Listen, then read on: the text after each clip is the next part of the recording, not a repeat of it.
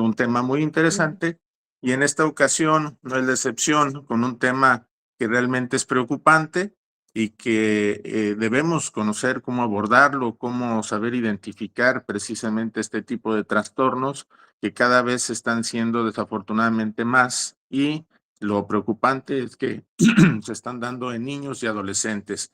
El tema es identificación de suicidio en la niñez y adolescencia. Quiero dar un semblante curricular del doctor Miguel Ángel Flores Tinajero. Él es médico psiquiatra con estudios en filosofía de la ciencia, terapeuta familiar y de parejas.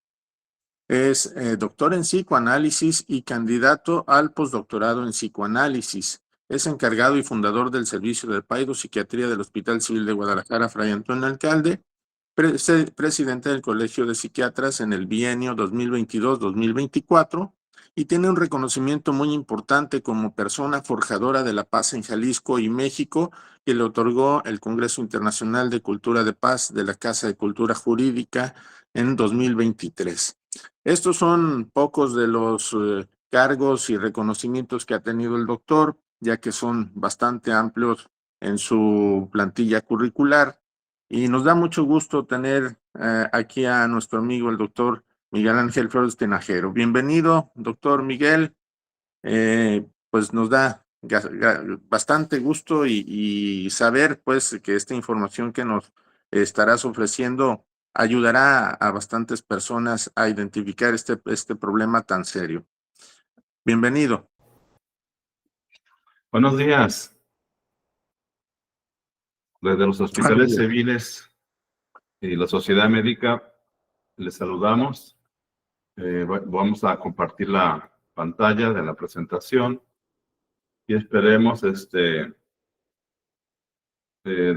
un recorrido sobre esta problemática que nosotros atendemos también aquí en los hospitales civiles, sobre la situación del suicidio en la niñez y en la adolescencia.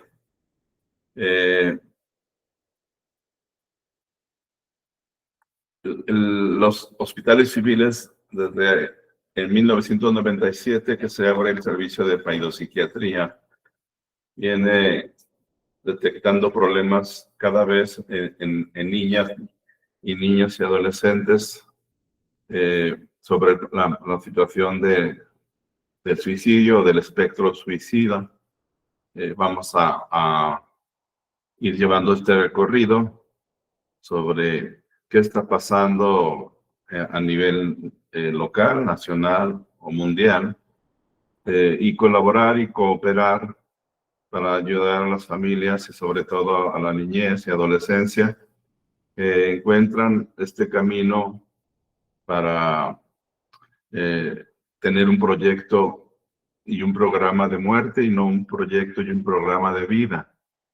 Que es lo que nos topamos a diario aquí en la consulta externa, en psiquiatría, que vemos pues niñas o niños que ya su proyecto que tenían anteriormente por alguna circunstancia ha dejado de ser como ese proyecto para la vida, y ya aparece en su mente, en sus ideas, un proyecto de morirse. Y es lamentable pues cómo el suicidio fue caminando hacia un recorrido de la adultez hacia la niñez, y cada vez menores más pequeños. Yo recuerdo haber tenido casos de niños de 5 años con una conducta suicida aquí en el hospital. En este momento el hospital tiene una pausa en el área de hospitalizados de la niñez porque está renovando esa área. Esperemos que pronto ya la tengamos al servicio. Iniciamos con 2 camas, luego con 6 camas, y vamos a tener en un futuro pronto 12 camas para apoyar a la niñez de Jalisco y de otros estados que también llegan aquí, de Michoacán, Zacatecas, Nayarit, Colima, que buscan el apoyo aquí con nosotros. Y la pregunta sería, ¿Qué ocasiona el intento de suicidio o el suicidio infantil? ¿Por qué las niñas y los niños y adolescentes toman esta ruta? Y en el análisis de los casos atendidos aquí, desde el 97 hasta la actualidad, hemos estado corroborando que estas causas que ponemos en esta diapositiva son algunas de las que vemos frecuentemente. Obviamente hay muchísimas otras que las vamos a mencionar, posiblemente no las abordaremos, porque el suicidio no es una situación aislada, es un espectro de múltiples situaciones que van a generar llegar ahí. Pero abordaremos de las que vemos nosotros aquí más frecuente, pero que ya lo desencadenan como una situación pronta. Una de ellas, pues, es las violencias que vive la niñez y las familias, como el abuso sexual. Detrás de una niña, un niño, cuando preguntamos, exploramos y vamos caminando hacia poder saber qué pasó, encontramos en algún momento de su vida un abuso sexual en tempranas edades. También encontramos regularmente problemas de vinculaciones, de desamor, de atención, de desatención, del cuidado infantil. Secundariamente a disfunciones familiares donde no se perciben. Hay familias que tienen una situación a veces transgeneracional sobre el cómo están criando a la niñez o cómo la dejaron de criar. Y es muy frecuente ver día a día en la consulta externa de aquí de los hospitales de Fray Antonio Alcalde, que contamos con el servicio de psiquiatría, ver esa falta de ternura hacia la niñez por parte de los cuidadores primarios o de los cuidadores que están a cargo de ellos. Puede ser abuelas, abuelos o casas hogares que también a veces desconocen mucho de los niños que nos traen y solamente pues vienen a traernos pero no conocen nada. Entonces viven en una situación de vacío o de soledad porque no han tenido un vínculo que o que les vaya organizando esa mente cuando fueron invitados a la tierra para desarrollarles. Entonces no hay quien organice esa mente y esa mente se desorganiza. Entonces vemos situaciones de disfunciones familiares muy importantes. También acoso escolar y a veces ya más que acoso, violencia escolar severa. Vamos a mencionar algunos casos clínicos de los que hemos visto. Vamos también a dar un recorrido sobre cómo se va estructurando el suicidio en la mente de un niño. Y algo que también hemos visto que son los casos más difíciles de ayudar y que a veces pueden culminar en el suicidio es el uso de drogas dentro del hogar y que cuando llega a los niños por alguna situación en la comunidad, en las escuelas o en las familias.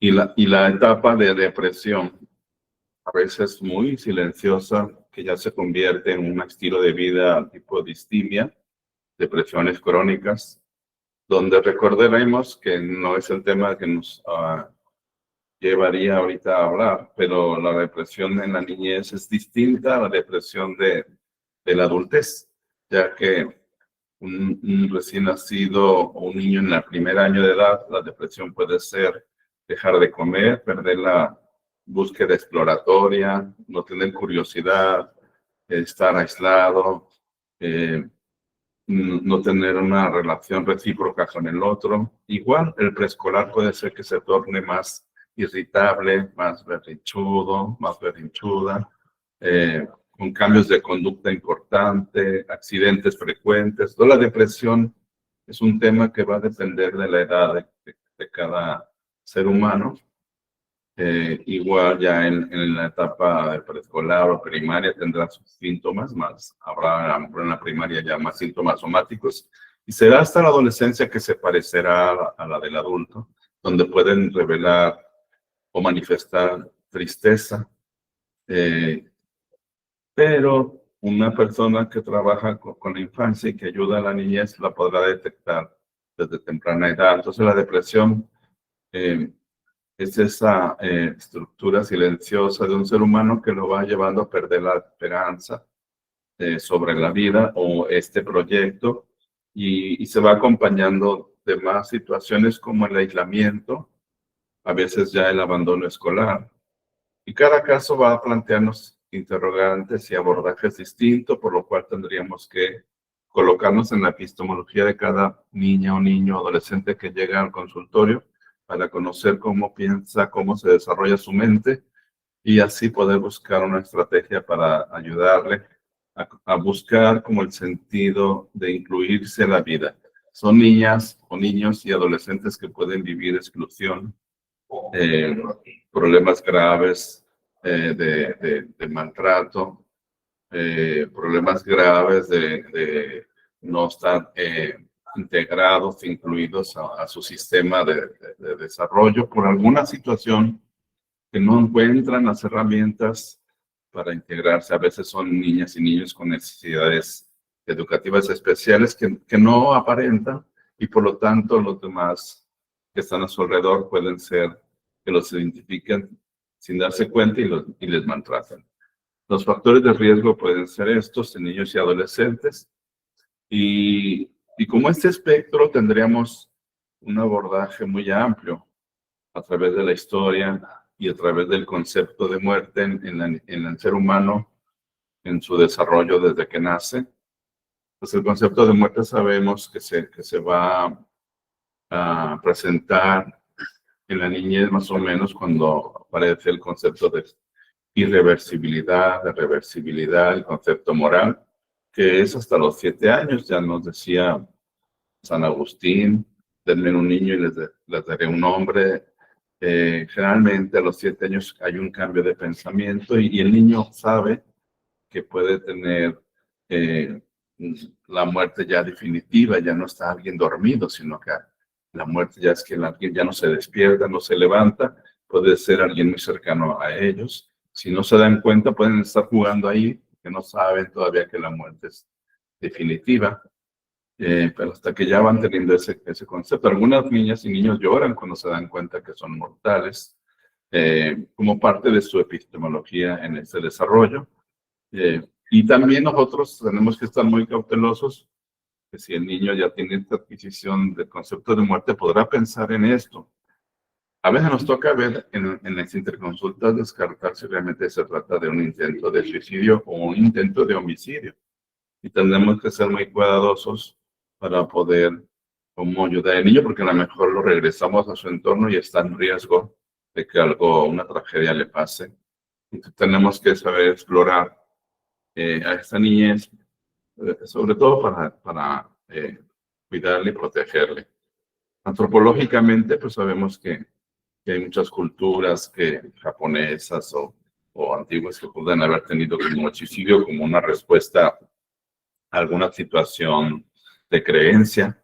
En lo filosófico también hay situaciones de pensamiento, ahorita mencionaremos algunas, donde alguien se atrapa en una retórica, en un pensamiento recursivo, que sin salida, pensando como que la muerte es el único camino, y a veces están matizados de depresión o de soledad y no se dan cuenta que tienen esta no chispa de la vida y que están pensando solamente con los lentes negros para morir.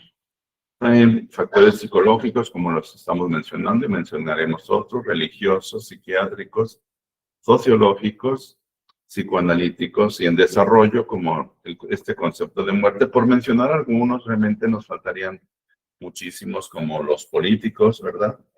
Hay un texto de Jorge Bruce que nos habla sobre el psicoanálisis y el racismo, nos habíamos choleado tanto, y Jorge Bruce nos habla de la anomia, de esta situación grave de perder, de desestructurar nuestras identidades en algunos países y que genera una política de vacío y de falta de identidad. Entonces hay una gama de cosas que nos pueden llevar a tener eso y por lo tanto tendríamos que hacer cosas desde la política pública hasta situaciones sociales, de la salud, que pudiéramos trabajar todas, todos estamos invitados a poder colaborar en esto. No es una situación de una sola epistemología. Digamos que es necesario que tomemos esto en serio, porque ya la OMS nos decía que en el 2000 aparecería la depresión como una epidemia mundial y ya estamos. Y el suicidio de igual manera estaría ahí. Entonces tendremos que ver qué nos pasó para poder generar en la humanidad una reflexión sobre este pensamiento y conducta que nos ha aparecido. Por ejemplo, Durkheim hablaba ya de la anomia, que aparece cuando las normas de la sociedad no armonizan con los valores individuales y se va desintegrando estas normas y aparece este suicidio, esta conducta de pensarlo, similar al de Jorge Bruce, que habla del racismo y el psicoanálisis, cómo esto va generando como que alguien ni siquiera pueda incluirse a su especie cultural donde nació por una dificultad de sentirse realmente valorado o aceptado. Entonces va generando un problema grave como ahorita la migración y donde perdemos como un sentido eh, más universal del ser humano. Aquí podemos ver esta teoría, cómo nos va llevando hasta ahí, pero igual la filosofía también nos lleva a pensamientos, por ejemplo, el tener que ser, el riesgo no eliminable, término incierto. Recuerda, hermano, que morir tenemos y cómo y cuándo no lo sabemos, y hay adolescentes que se meten a redes y se atrapan en esto. Conclusión única de un yo programable, una libertad para morir en lo referente a las actitudes ante lo realizado en la vida. El bien que se hace no se pierde nunca. El ser humano es partidor de la muerte.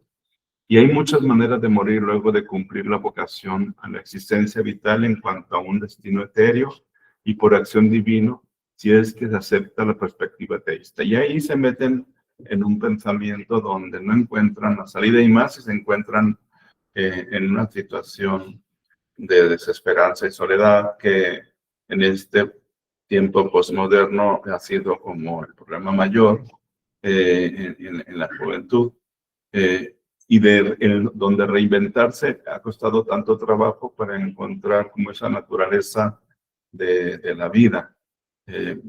Y se atrapan en una situación así muy rápido, sin sentido, pero a veces porque han venido viviendo una idea transgeneracional, a lo mejor de una identidad donde no se merece ni siquiera existir.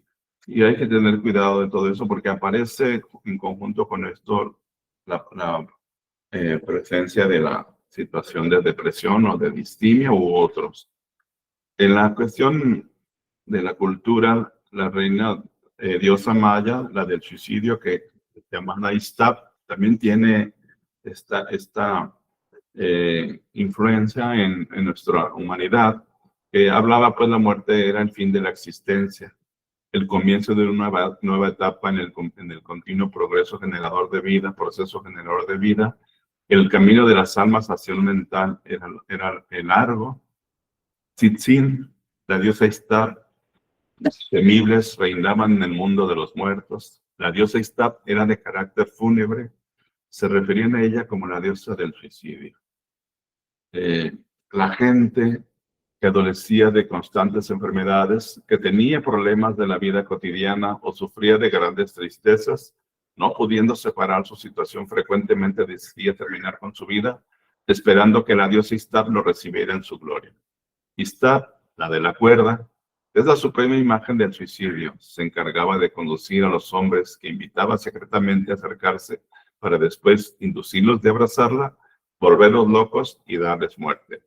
Istar bien podría ser también la diosa que invitaba a aquellas personas que estaban enfermas a morir. Digamos, estaba adelantándose a estos procesos de la muerte con dignidad, más que del suicidio, pero así la han reconocido como la diosa maya del suicidio, que vean, también tenemos culturalmente una diosa. Entonces el suicidio realmente es un espectro amplísimo, donde todas y todos y todas estamos invitados a participar para la ayuda. Esta es la diosa Iztap maya, la de la cuerda. Bien, hay evidencias psicopatológicas que podríamos analizar de manera pronta, neurobiológicas, genéticas, psicológicas y medioambientales. En las de imagenología hay varias alteraciones en la corteza prefrontal y en el hipocampo. Hemos visto, por ejemplo, muy frecuentemente niños con impulsividad en adolescentes, que son los que más tienen conductas suicidas, por la misma parte de la estructura prefrontal que hace que no haya como un freno, un tamizaje, y no lo piensan. Simplemente dicen, pues vi un video de una cuerda y me colgué, y después estaba arrepentido. Obviamente, cuando investigamos su proceso emocional, encontramos que hay depresión, pero no lo están identificando porque pueden tener alexitimia. No identifican sus emociones y no les pueden dar un nombre, que recuerden que uno de los logros importantes para hacer un cambio es darnos cuenta de que algo nos está pasando y hay que llevar a esa niña, a ese niño, a ese adolescente a poder darle nombre a esas emociones para que a partir de ahí pueda identificarlo y poder hacer el cambio. Si no, va a decir que ni siquiera tiene por qué haber venido aquí con nosotros. La metabólica es la resistencia baja al colesterol y la conducta suicida. Hay una controversia, pero sí se han notado niveles bajos de colesterol sérico que se asocia con métodos violentos en suicidio. En los metabólicos se han encontrado. En lo genético se han encontrado en estudios de familias gemelos y estudios de adopción demostrado que existencias de factores genéticos involucrados en el desarrollo de la conducta suicida en una estimada de una heredabilidad del 30-55%, ¿verdad? Si hay estas conductas, no nomás en el suicidio, en otras cosas más, se han venido constatando, pero obviamente recordemos que los modelos actuales es ambiente y genética, no es una situación aislada, no podemos separar esto de la mente y del cuerpo, del ambiente y de nuestras células. Todo tiene una célula más importante que es la interacción. El medio ambiente, la conducta suicida también se asocia con varios factores ambientales. Algunos ya los mencionamos, como la exposición a eventos adversos. La mente infantil, la mente humana, las emociones humanas no están diseñadas para sufrir. Cuando un ser humano sufre a cualquier edad, desde la etapa embrionaria, habrá secuelas. La UNICEF dice que los niños que sufren más los primeros 3 años de vida tendrán eventos adversos a lo largo de su vida por haber tenido una situación grave de sufrimiento, maltrato, olvidos, desapegos, y estas consecuencias serán difíciles de modificar. Obviamente, cada caso nos planteará retos distintos, pero la mente, obviamente, cuando sufre, cuando tiene alguna situación de estrés grave, se enferma. Por eso los seres humanos no estamos diseñados para el sufrimiento. Un reto va a ser ese, reaprender a cómo lograr identificar qué nos lastima, qué nos hace daño y poder generar culturas donde cada vez lo identifiquemos para no promoverlo. Hay gente que vive con la violencia como algo normativo y no se ha dado cuenta que a lo mejor le dicen de alguna manera que ya se acostumbró, pero es violento. Entonces necesitamos eso.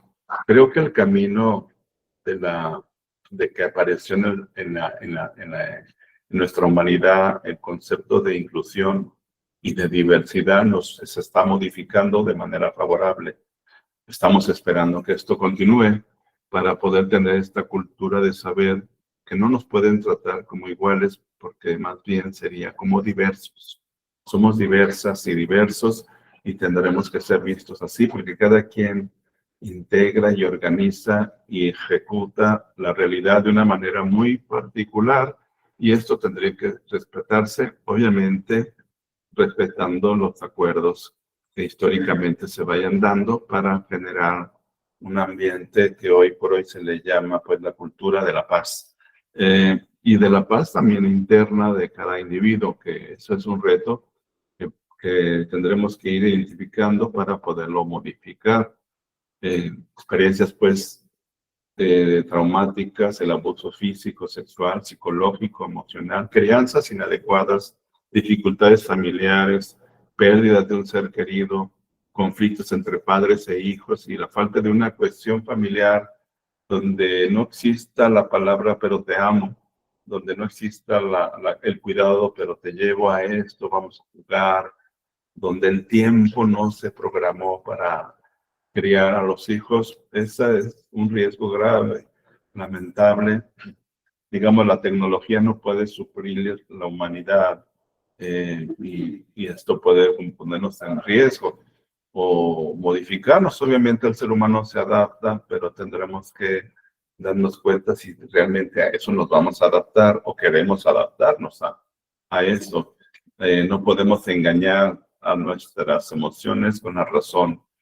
Y tendremos que cuidar mucho cuando invitamos a un ser humano, cómo, en qué ambiente le traeremos, a qué lugar, con qué familia, con qué educación, con qué estrategias de amor contamos para ayudarle. Las comorbilidades que hemos visto regularmente aquí en el hospital y en los textos son parecidas, es depresión, ansiedad, problemas de comportamiento. Recuerden que la depresión, entre más chiquita sea la persona, es un problema que se expresará por el comportamiento. Maltrato infantil, acoso escolar, acoso en redes, drogodependencias, enfermedades médicas, trastornos de personalidad, enuresis, mojar la cama, encopresis, hacerse del baño, problemas de la alimentación, familiares, de aprendizaje también, impulsividad, estrés, enfermedades familiares, suicidios familiares y violencia comunitaria son de las situaciones comórbidas que vemos regularmente cuando llega aquí una niña o un niño o un adolescente. Este caso, por ejemplo, que cuidamos que nos saliera a la cara, es un niño que tenía alta impulsividad, algo, un problema prefrontal, con un trastorno de aprendizaje muy grave y con un problema que ya tenía de depresión. Este niño vio un video del ahorcado y se ahorcó con el cordón de la cortina de su casa, pero lo alcanzaron a bajar y lo atendimos aquí, duró como una semana o dos, y empezamos a identificar. Teníamos en ese tiempo un grupo de maestros en educación especial, varios trastornos de aprendizaje que tenía. También teníamos los estudios que le realizamos y obviamente la exploración de sus emociones nos hizo confirmar la depresión. Él decía que no se quería quitar la vida, pero sí se sentía triste. Vivía una situación de maltrato escolar y familiar importante y obviamente la familia entró a un programa de terapia familiar, de terapia individual y de un tratamiento para que la tristeza crónica que tenía pudiera ayudarle a que saliera de sus neurotransmisores, de su mente, de sus emociones, y que el aprendizaje para él fuera algo que le gustara. Se metió a un proceso de ayuda en el aprendizaje, y no solamente es un área a la que se atendió, de tal manera que tenemos un gran éxito en la niñez que tienen estas conductas de que puedan regresar a su sociedad de manera exitosa y con una inclusión de un programa y un proyecto de vida. También no podemos a veces identificar el suicidio en niñas y niños adolescentes porque no existen estadísticas fiables. Yo recuerdo cuando recién llegué aquí al hospital que hablé con el maestro doctor Ibarzauza y me comentaba que los autopsias que llegaba a hacer sobre estas personas que le pedían que no pudieran, que se habían suicidado y que era difícil, sobre todo en niños, hacerlo porque en aquel tiempo había hasta la exclusión religiosa si se decía que era por suicidio, cosas que han ido cambiando, pero que no podíamos tener. Pero aún en la actualidad es difícil detectar las estadísticas, a veces lo ocultan y no lo admiten que los niños tienen conductas autoagresivas. Cada vez es menos, pero eso ha costado un trabajo. Recuerden que para poder ayudar hay que darnos cuenta. La conciencia es importante para poder hacer cambios de esto, y por eso hablamos del tema el día de hoy, para poder tener esta conciencia de que qué está pasando con las niñas. Es una de las segunda causa de muerte en adolescentes y no detectan intentos o amenazas en menores de 7 años porque se confunden con accidentes, aguas. Niños con muchos accidentes tendremos que ver si no están teniendo algún problema de tristeza o de dificultad en su entorno, o que algo les está pasando, cambios de repente de conducta que están aumentando algo grave, ¿verdad? Y que puede culminar en una situación de un accidente importante. Hay también una infancia más frecuente en hombres, en adolescencia más frecuente en mujeres, 3 por 1, aunque esto ha ido cambiando, pero así se ha manejado actualmente. Los métodos de ahorcamiento, a sustancias, medicamentos, lanzarse de una altura de vehículos, del tercer piso de la escuela, del carros en movimiento, armas punzocortantes o de fuego, son las maneras, y hay otros más como raticidas, órganos fosforados, cosas así que venimos aquí constatando. Y más frecuente, quien lo ha intentado anteriormente, pues lo haga, ¿verdad? Si podemos ir viendo a través de la historia, desde el 57 al 2000 aumentó un 322% en menores de edad, y es la segunda causa de muerte o tercera en jóvenes de los 15 años. Y aquí llegamos a tener en pedopsiquiatría, ingresamos desde los 15 hacia abajo, un índice más entre los 13 años. 75 del total ocurre en países en desarrollo, como nuestro país u otros países de América Latina o de otra parte del mundo. Ocurren más de 800,000 suicidios al año, ocurre un suicidio cada 40 segundos y es considerado un problema de salud pública mundial, de tal manera que por eso estamos invitados a participar todos, y yo creo que así lo han venido haciendo muchas personas de la sociedad, de no quedarse con los brazos cruzados.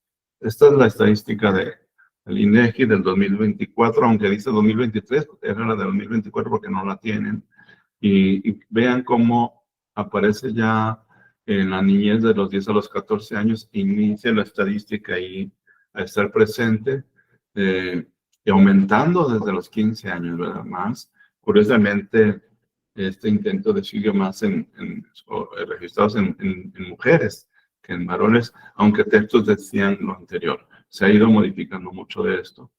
Y les voy a compartir estos casos clínicos como para que vean cómo nos llegan regularmente. Son variantísimos. Hemos llegado a tener hasta 200 casos al año.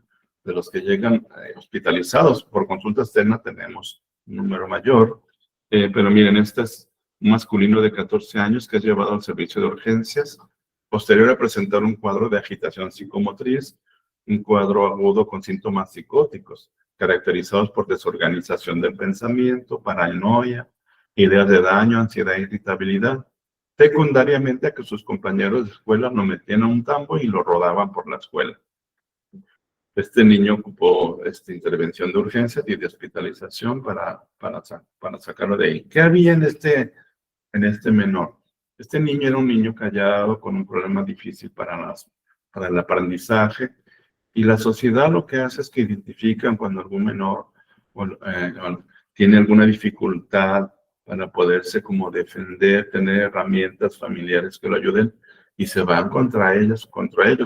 La sociedad en ese sentido a veces se comporta muy cruel y tiende a lastimar a las personas que tienen una situación más difícil para ayudarse. Son los que tenemos que tener cuidado porque son violentadas o violentados en las escuelas, pero independientemente de eso, había como más cosas por ahí y le ayudamos a poderse cuidar y lo intervenimos con él, no nomás en el niño, sino en la familia y en la escuela. generando programas que en la escuela ya tienen programas de cero acoso escolar, pero aún así siguen viniendo al hospital por problemas de ese tipo. Este es otro caso de una femenina de 13 años, una adolescente, que fue canalizada por una ambulancia de la Cruz Verde secundariamente que se ahorcó en su domicilio.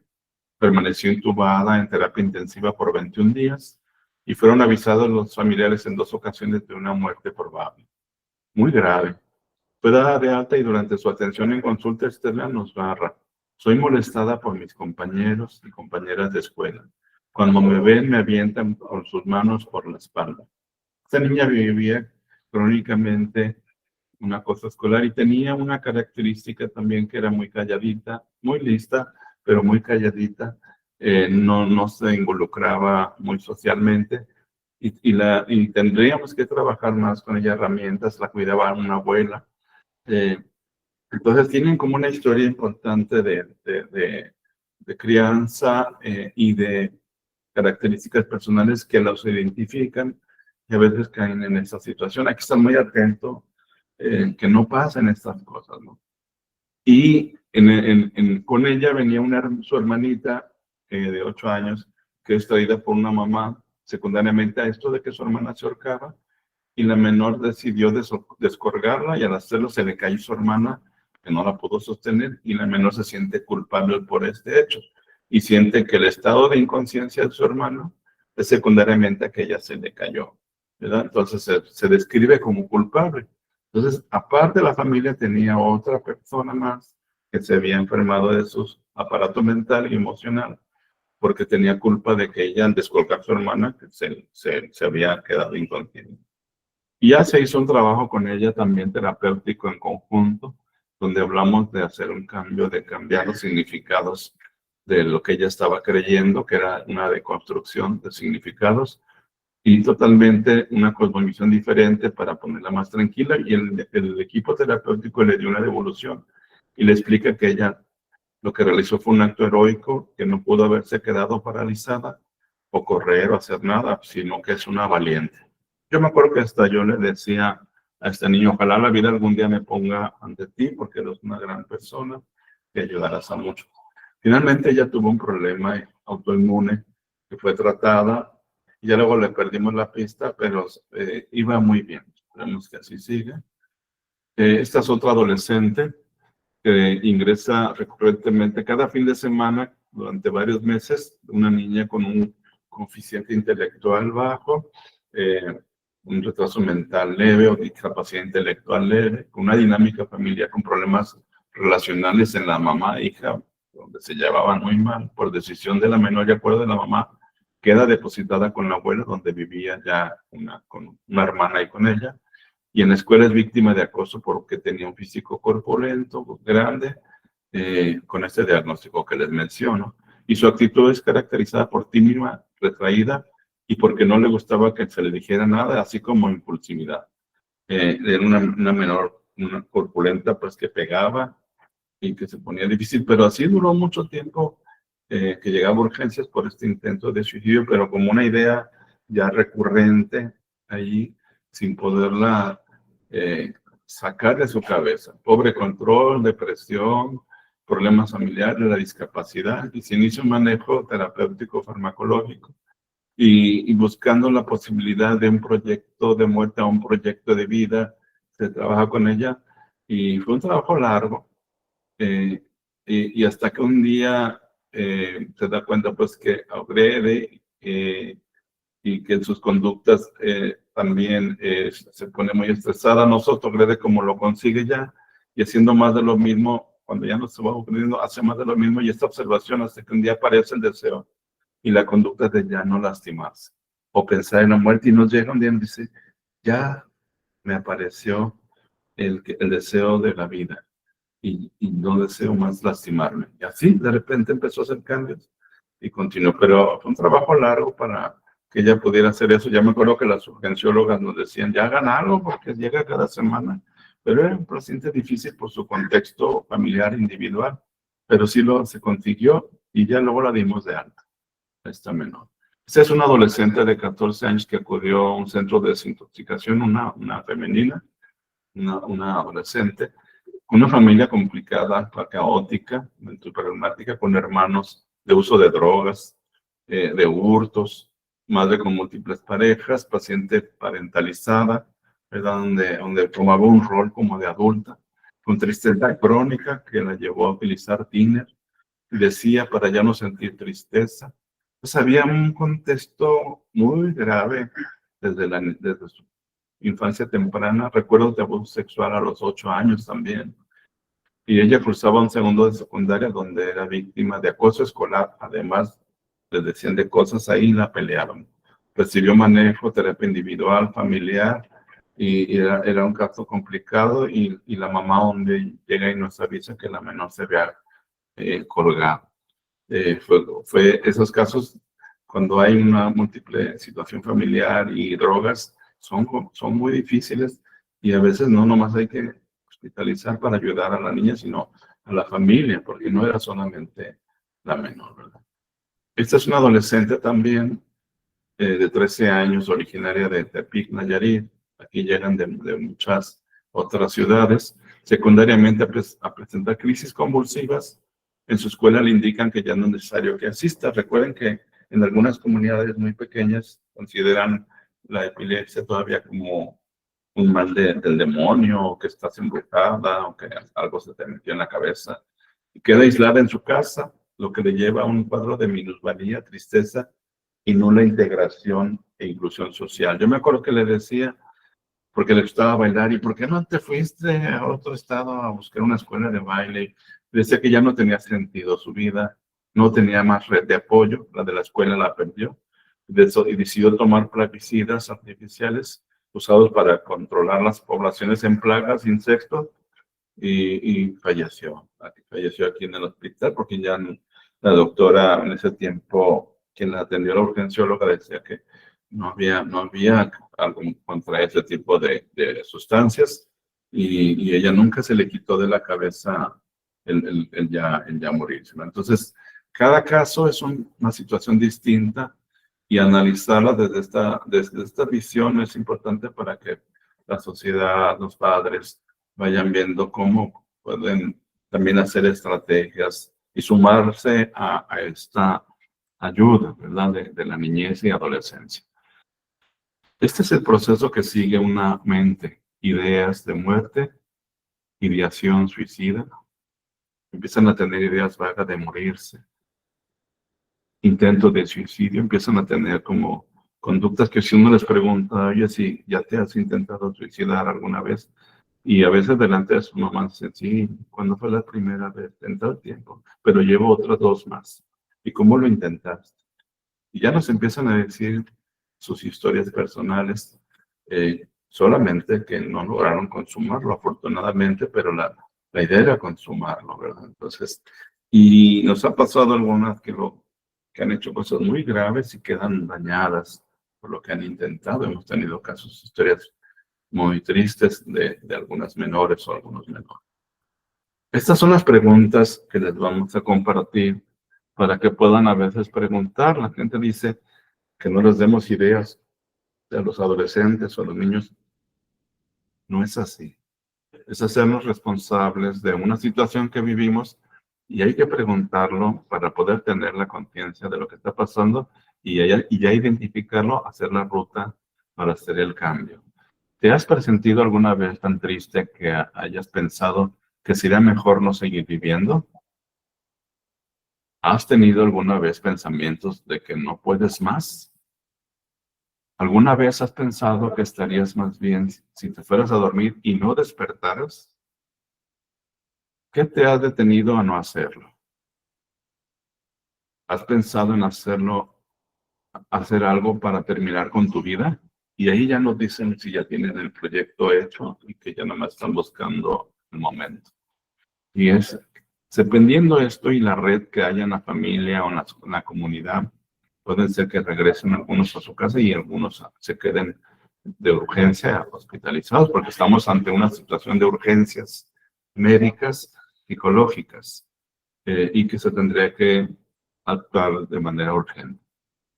Tenemos también la intervención de una historia clínica pediátrica que hemos estado elaborando sobre la salud mental, Si ustedes toman una foto de ese QR, la podrán descargar y pueden ahí ver algunas preguntas más finas que se hacen sobre esta historia clínica pediátrica, si alguno de aquí es profesional de la salud, y que puede servirles en su hospital o en su área de trabajo para que puedan trabajar con esta. Está todavía en proceso de seguirla perfeccionando, pero ya está editada.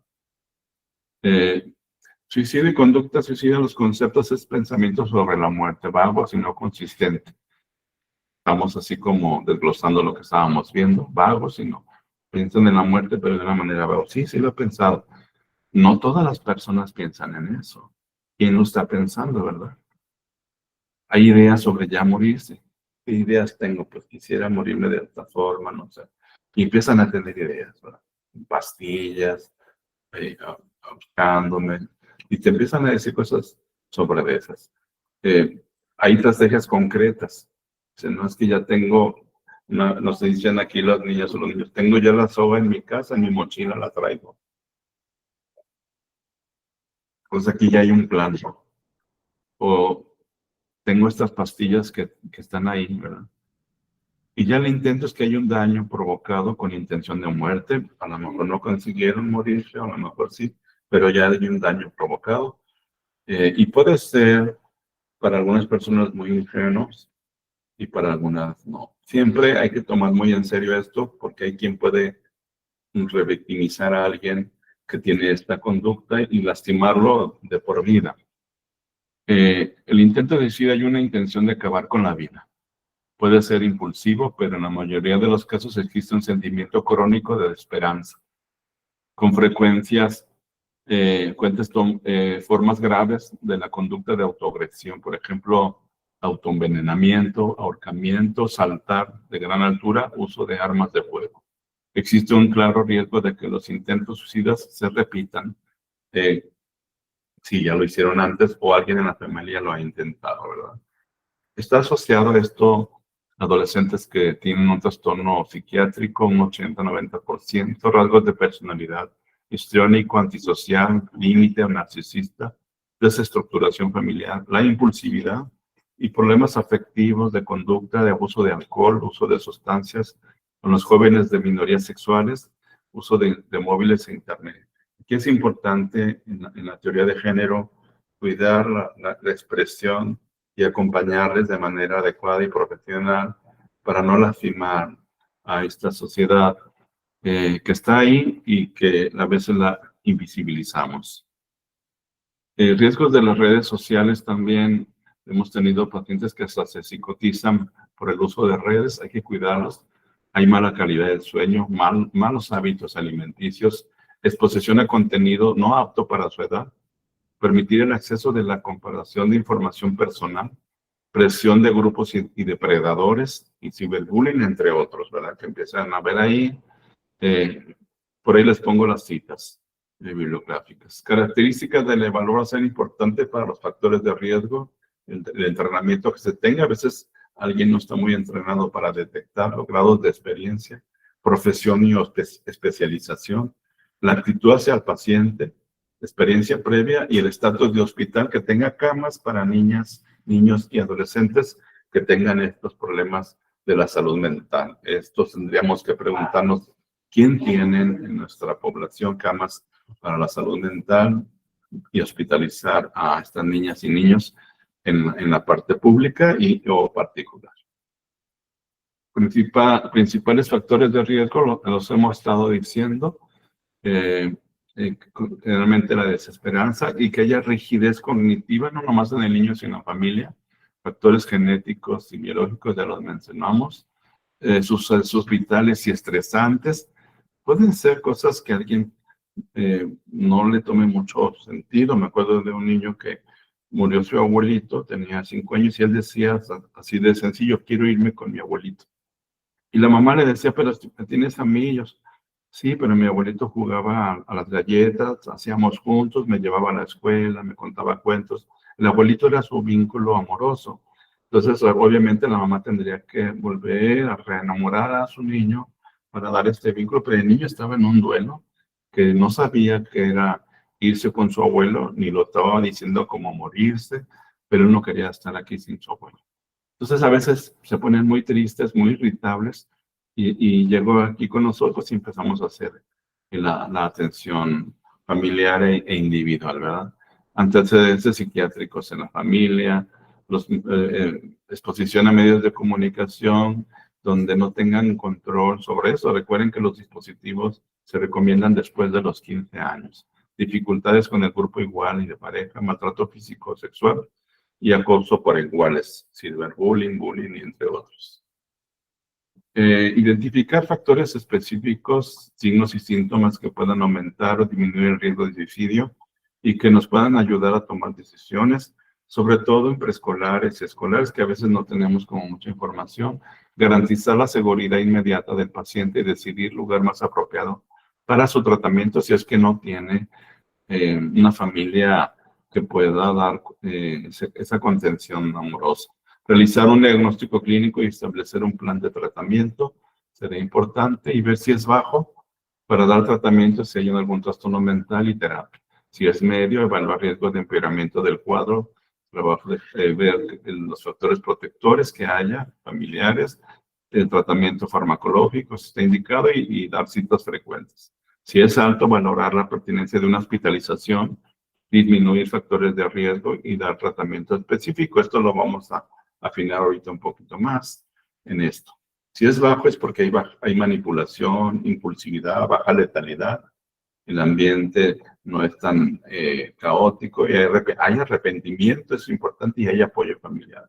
Y es alto cuando hay intención y que no se quita de la cabeza. Hay depresión, planeación, alta letalidad, desesperanza, sin apoyo familiar e intento previo. Y este es un algoritmo que llegan al servicio de urgencia, se hace la interconsulta psiquiatría, así lo hacemos nosotros aquí también. Dictaminación del grado de letalidad, determinación del riesgo de repetición, complicaciones médicas no, es externamiento, complicaciones médicas sí, hospitalización pediátrica, y luego ya está fuera de riesgo y se va a hospitalización psiquiátrica o ya no, y se dan de alta. Se va haciendo así como un algoritmo rápido que fluya y que pueda generar como la ayuda a esta persona en desarrollo. Las propuestas, pues, es con una mirada apreciativa y de ternura. Saber que puede haber un cambio importante en estas personas, donde sí existe la posibilidad de que miren hacia el proyecto de vida, encontrando por qué se encuentran así.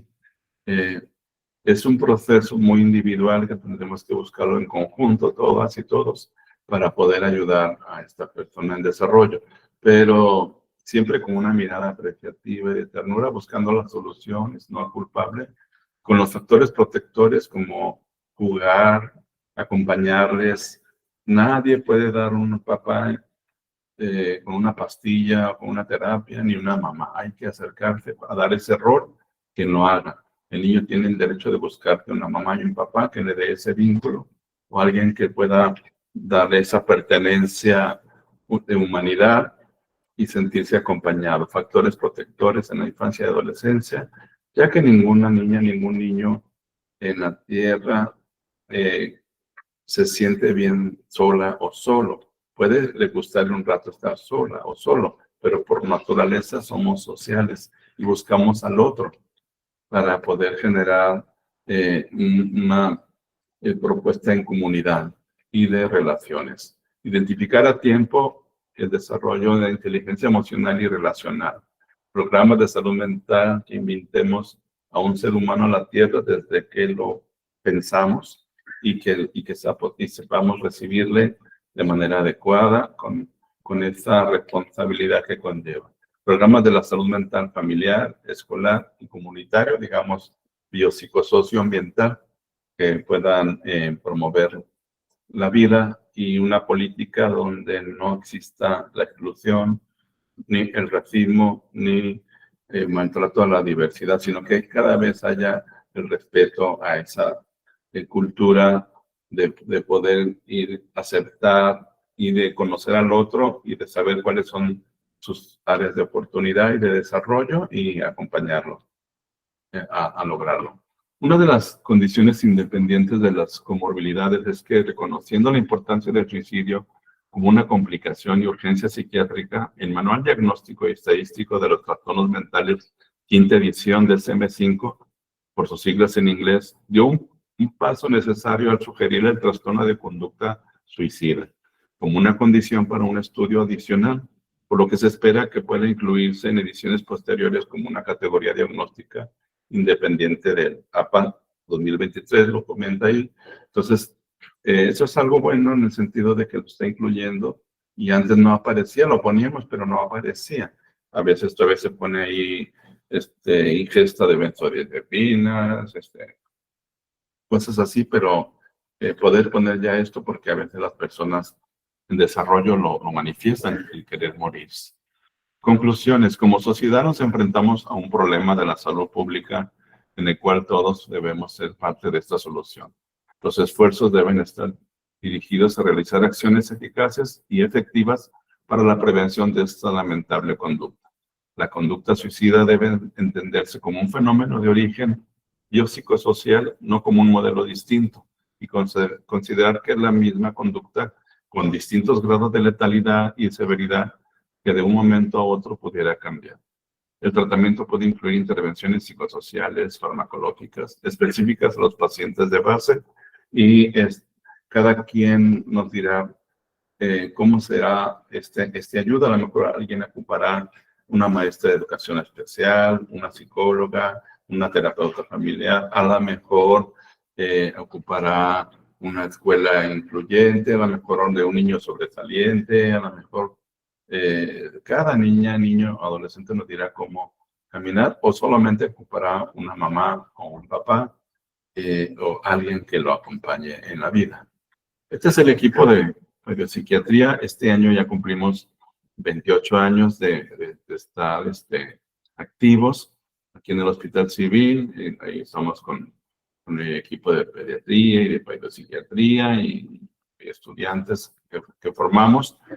Y bueno, esperamos haber abierto un poco la mirada hacia este problema grave, que no nos dé miedo hablarlo, que no nos dé temor. A lo mejor tenemos a alguien cercano que tenga estos pensamientos, estas emociones, y podemos hacer algo.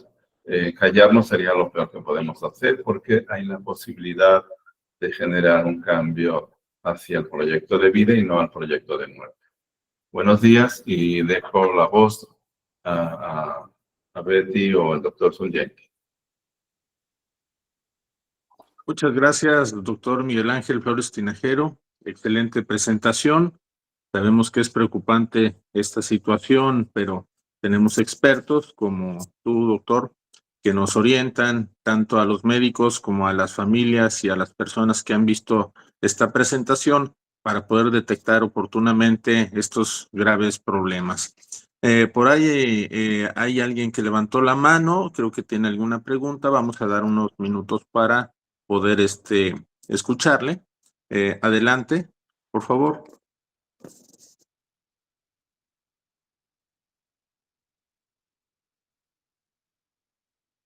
Me parece que no aparece quien quiere participar. A ver, hay un mensaje. Dice, si nos ayudas, por favor, Betty, a mencionar los mensajes que están presentes, por favor. Sí, con gusto. Tenemos de parte de Marta Lilia, dice, buenos días, saludos de la consulta de Gine en el Hospital Civil. La doctora Teresita Villaseñor le dice, excelente conferencia, felicidades, querido doctor Flores Tinajero, siempre un gusto. Y excelente ponencia. Diana Metzil dice, gracias, doctor. Y bueno, hasta ahorita son todos los mensajes. Muy bien, pues felicidades de nuevo. Creo que todos estamos de acuerdo en que ha sido una muy valiosa presentación.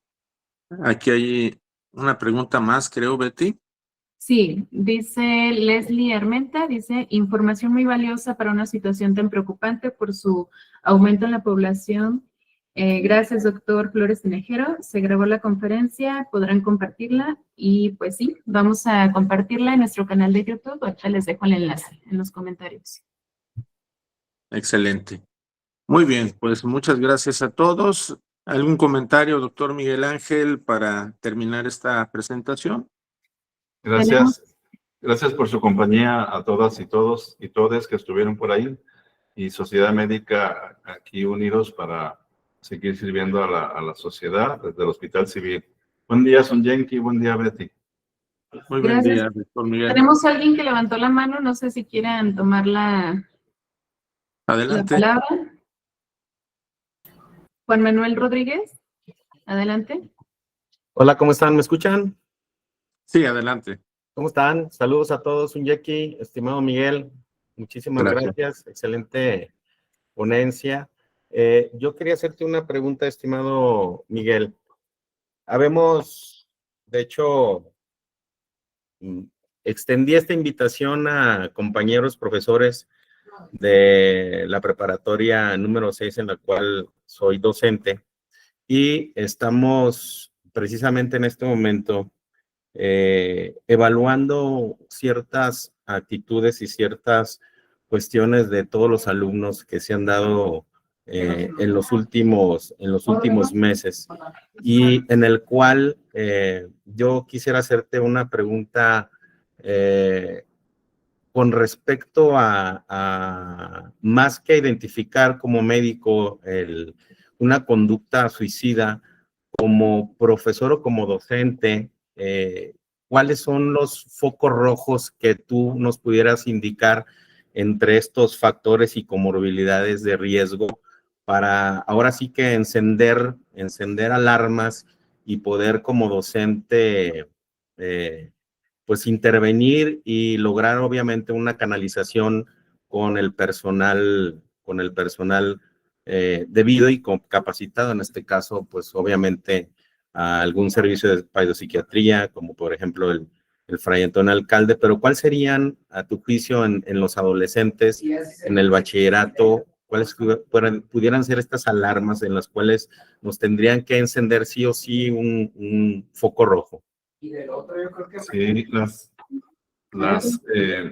academias y los grupos profesorados, cuando hablan de sus alumnos, creo que ahí es el momento justo para ver e identificar qué está pasando con alguna alumna, algún alumno, que puedan decir, pues yo lo veo así, y poder tener un equipo de intervención socioemocional dentro del grupo escolar, donde pueda detectar de una manera muy sencilla algún cuestionario o cuando a veces los alumnas y alumnos se acercan a los profesores y le van comentando, y cuando tenemos ya las juntas de los equipos escolares, podemos identificarlo, y de ahí ya el que tiene a su cargo el grupo socioemocional, poderlo tener un lugar de canalización. A mí me toca, por ejemplo, en una facultad, estar coordinando un grupo socioemocional, y cuando identifico algo así, no los atiendo ahí, sino que les doy la red institucional que exista, o de algunos terapeutas o psiquiatras que nos puedan brindar el apoyo, y se canalizo, y hemos ayudado y he salvado muchas jovencitas o jovencitos a partir de ahí, y siguiendo este proyecto de vida que tienen, a pesar de que a veces las familias son muy tristes donde viven estos, porque no llegan con un problema a la escuela por la propia escuela, vienen, ya ves, con un problema grave familiar, contextual, de pobrezas, no nomás económicas, sino relacionales muy fuertes, y se tiene que hacer un proyecto en función de que puedan generar una autoconstrucción de su propia vida, y que empiecen a caminar. Y algunos ya vienen con diagnósticos muy fuertes, neuropsiquiátricos, y que también tenemos que ser muy cautelosos como ayudarles y ver si tienen su red familiar. Pero es mediante estas academias que los profesores y las profesoras lo hablan, se identifica, se pasa al grupo socioemocional, y de ahí ya se canaliza la red que tengan de apoyo para que puedan hacer intervenciones. Yo tengo varios casos así de jovencitas y jovencitos que hemos ayudado con esa actitud de ver cómo le ayudamos. A veces realmente tienen problemas no nomás en eso, sino hasta de aprendizaje y se tiene que hacer un equipo para poder generar cómo evaluarlos o de problemas de depresión y que no se ve identificado o de comórbidos de trastorno por déficit de atención con depresión y se canalizan, pero es la persona del área socioemocional la que puede tener la estrategia para que lo tomen de manera adecuada y ahí a veces hasta los papás se involucran para poder hacer, cuando están solas, porque algunas están solas o están solos, ver cómo se les puede dar una red institucional que pueda acogerlos y que también la escuela pueda estar integrada en esa red social. Creo que sería por ahí y es un reto que vivimos actualmente. A mí me ha tocado ir a varias preparatorias a llevar un tema diseñado para eso porque ha aumentado el problema grave de las conductas suicidas. Muchas gracias, Miguel. Gracias, Juan Manuel, por este interesante cuestionamiento. Betty, creo que hay algunos comentarios más. Sí, tenemos de parte de, otras felicitaciones. Muchas gracias, valiosísima información. Marisol Huizar dice, muchas felicidades al doctor Miguel, su conferencia excelente. Tita Vega, excelente presentación, doctor Miguel Ángel. María Guadalupe García Villagrán, felicidades, doctor Miguel, muy interesante. Carmen Quevedo, muchas gracias. Max dice, gracias por esta gran plática. Soy trabajador del IMSS y observo que en el grupo de primer contacto saben realizar acciones médicas, pero la atención del paciente con intento suicida por el equipo multidisciplinario no actúa adecuadamente. Aún trabajan bajo la perspectiva de juzgar y no de intervenir. Falta mucho para poder cambiar en la salud. Ana Guadalupe Nuño dice, doctor Miguel, excelente conferencia y excelente psiquiatra y ser humano. Bueno, y también les compartimos el canal de YouTube donde se va a compartir la conferencia. Y dice, muy buena ponencia y el tema muy sensible. Alejandra Torres dice, gracias al doctor Miguel, excelente psiquiatra. Es muy importante sumarnos todos como sociedad, familia, cuidadores, maestros y estar pendiente de estas conductas. Agustín, muchas gracias, un tema muy importante. Y Saraí Cruz, muchas gracias. Muchas felicitaciones, doctor, y gracias por su participación. Excelente, pues muchas gracias a todos. Recuerden que queda grabada esta sesión. Lo pueden visitar en nuestro canal de YouTube, Sociedad de Médicos Adscritos, Hospital Civil de Guadalajara. Pueden suscribirse de manera gratuita y darnos like. Los esperamos para la siguiente sesión virtual. Gracias a todos. Gracias, doctor Miguel Ángel Flores Tinajero. Les deseamos un excelente día a todos.